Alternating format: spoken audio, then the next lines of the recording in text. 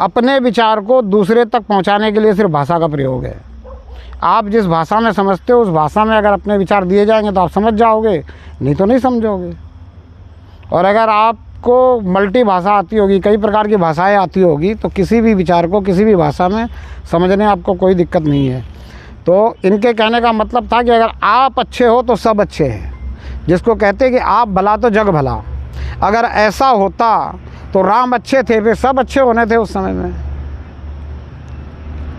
तो आप भला होने से जग भला होता है, ऐसा नहीं है। इसके कहने का मतलब सिर्फ इतना है कि अगर प्रत्येक व्यक्ति अपने आप को सुधार ले, प्रत्येक व्यक्ति अपने आप को सुधार ले, तो ये संपूर्ण विश्व सुधर जाएगा। मैं भला हो जाऊं तो सारा संसार भला है, ऐसा इसका अर्थ नहीं है। इसको समझना पड़ेगा। इसका मतलब इतना है कि अगर प्रत्येक व्यक्ति इस संसार का अपने आप को सुधार ले, सभी लोग अपने अंदर गुणों को धारण करने लग जाएं। गुणों को धारण करने को ही धर्म कहते हैं।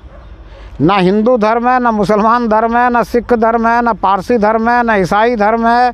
ये धर्म नहीं है। इनको मैं कहता हूँ ये सारे तथाकथित धर्म अधर्मियों के गैंग हैं। और इस गैंग में कुछ अच्छे लोग फंसे हुए हैं, और कुछ क्या ज़्यादा से ज़्यादा अच्छे लोग ही फंसे हुए हैं इस गैंग में। और इस गैंग के जितने गैंगस्टर्स हैं, जिनको हम पुजारी कहते हैं, संत कहते हैं, मुल्ला कहते हैं, मौलवी कहते हैं, साधु कहते हैं, महात्मा कहते हैं, अपने अपने उसमें कहते रहते। कोई फादर कह रहा है, कोई पाठी कह रहा है, कोई भंते कह रहा है। ये सब क्या गैंगस्टर्स हैं मेरे हिसाब से। क्यों? क्योंकि वो अपने अपनी गैंग को प्रमोट करते हैं। वो धर्म शब्द को समझते नहीं हैं। धर्म, सभ्यता और धम्म तीनों में अंतर है। धर्म, सभ्यता और धम्म तीनों में अंतर है, लेकिन वो समझते नहीं हैं। वो अपने अपने प्रमोशन में लगे हुए हैं कि हमारी गैंग में कितने लोग ज़्यादा आ जाएं। और जो सनातनी हैं ये सिर्फ इस चक्कर में लगे हुए हैं कि हमारी गैंग टूटे नहीं। अब थोड़ा बहुत करने लगे ये भी घर वापसी, दूसरे का देखा देखी।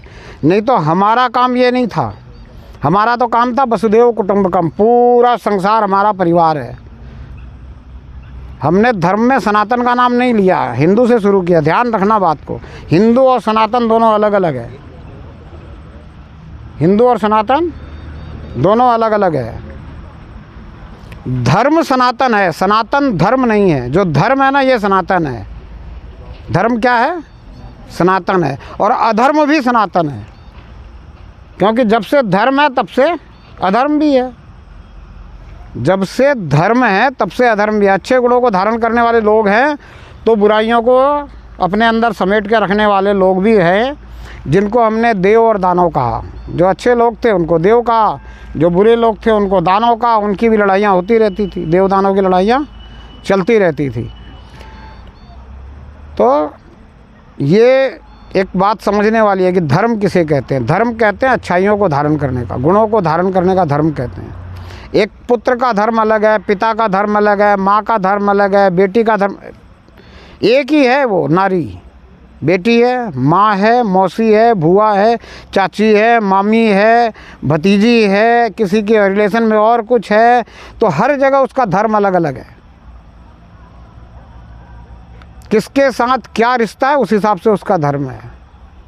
अगर वो पत्नी है किसी की तो उसका पत्नी का धर्म अलग है। अगर वो किसी की पुत्री है तो उसको पुत्री का धर्म अलग है। अगर वो किसी की बहन है तो उस समय उसका धर्म अलग है। धर्म यानी उस रिश्ते को, उस पद को निभाने के लिए जो अच्छा करना है वो धर्म है। उस पद को निभा, एक पद पे है स्थापित, जैसे प्रधानमंत्री का एक पद है। उस पद को निभाने के लिए जो कुछ वो अच्छा कर रहा है तो कहेंगे भाई अपना धर्म का पालन कर रहा है। तो जिस पद पे उस समय व्यक्ति विराजमान है, उस पद को निभाने के लिए जो कार्य करना है उसको कहते हैं धर्म। तो भाई के रूप में आपका धर्म अलग है, पुत्र के रूप में आपका धर्म अलग है, पिता के रूप में आपका धर्म अलग है। अगर आप कहीं देश की सेवा के लिए खड़े हो जाते हो, फौज में सिपाही बन जाते हो, तो वहाँ आपका धर्म अलग है। आप किसी भी पद पे विराजमान होते हो तो उस पद के अनुसार जो कुछ आपका कर्तव्य है, जो जिन गुणों को आपको धारण करना चाहिए, जिन गुणों को आपको वहाँ सक्रियता में लेना चाहिए, जिन गुणों को आपको व्यवहारिकता में लाना चाहिए, वो जो है वो धर्म है। इसलिए ये हिंदू, मुस्लिम, सिख, ईसाई ये सब कोई धर्म नहीं है। और समग्रता में कहा जाए तो मानवता ही धर्म है, इंसानियत ही धर्म है। ये एक समग्रता की बात हो गई। समग्र सृष्टि के लिए अगर सृष्टिवाद पे जाए, समग्र सृष्टिवाद की बात करें तो समग्र सृष्टिवाद में सबका धर्म मानवता ही होना चाहिए, मानवता ही है। लेकिन ये जो गैंगस्टर्स है, मैंने बताया, मुल्ला, मौलवी, पुजारी, साधु, संत, महात्मा, फादर, पाठी बनते, और भी किसी भाषा में 4100 धर्म बना रखे हैं पूरे इस विश्व में, अलग अलग जाति धर्म के हिसाब से, और सब एक दूसरे को आपस में लड़ाने का ही काम कर रहे हैं।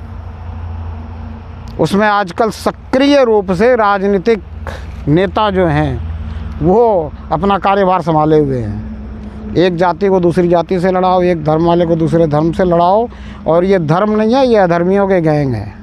ध्यान में रखना इस बात को पूरी तरह से। इसको कोई बोलता नहीं है, सब डरते हैं बोलने में, जानते सब है, लेकिन मैं बोलता हूँ पूरी तरह से।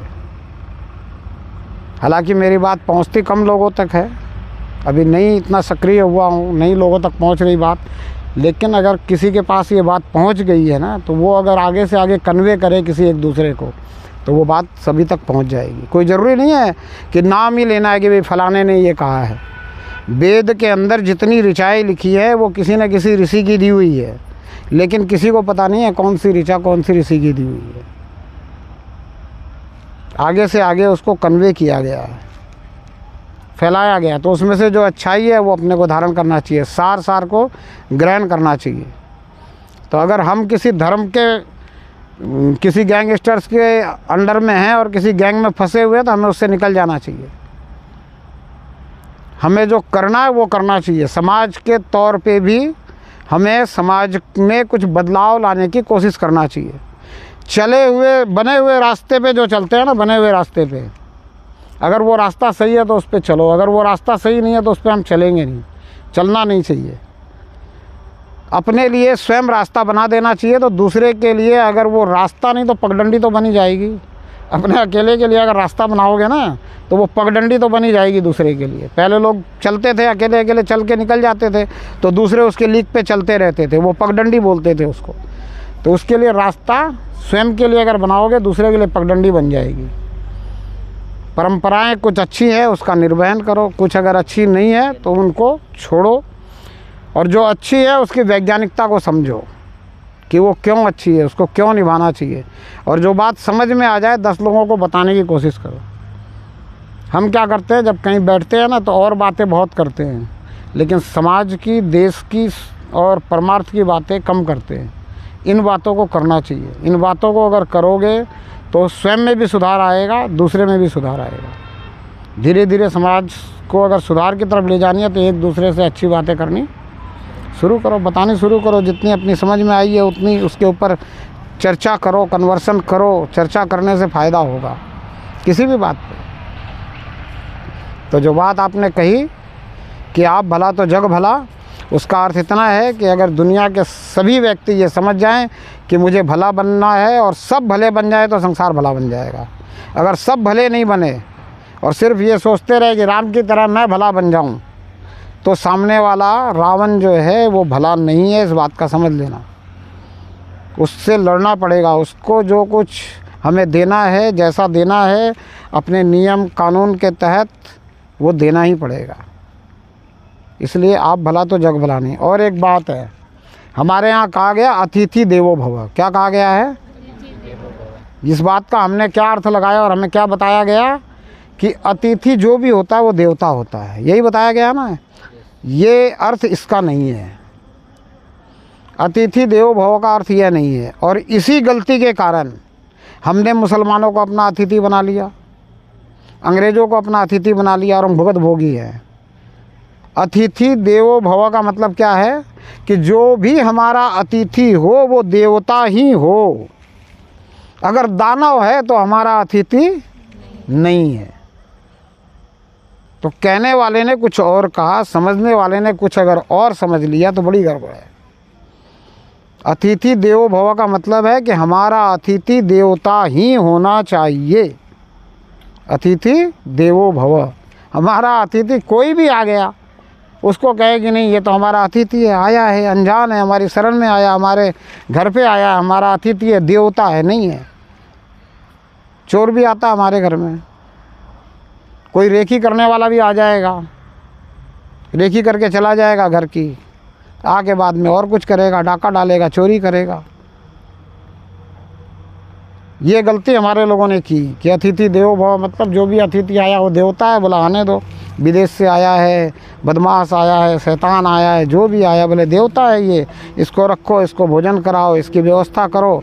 करते करते क्या हुआ, उन्होंने हमें प्रताड़ित किया, परेशान किया।